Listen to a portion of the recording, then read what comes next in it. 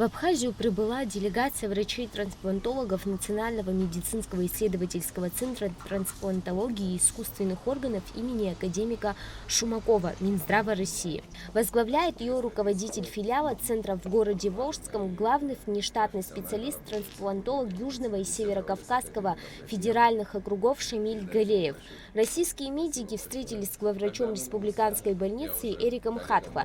Затем стороны обсудили вопросы оказания специализированной медицинской помощи пациентам из Абхазии.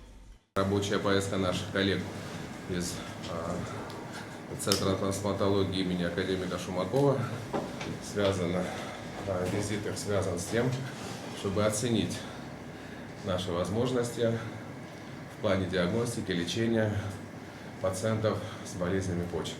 Глава российской делегации, главный внештатный специалист-трансплантолог Южного и Северокавказского федеральных округов Шамиль Галеев отметил, что благодаря современным технологиям люди, нуждающиеся в гемодиализе, имеют шанс жить полноценной жизнью. Мы со своей стороны, МИД Шумакова – это не только российский, но, наверное, и мировой лидер по трансплантационной помощи.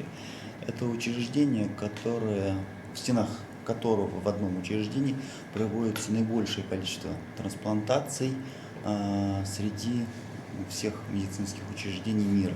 После встречи гости осмотрели отделение гемодиализа. Российские медики будут находиться в Абхазии 2 дня.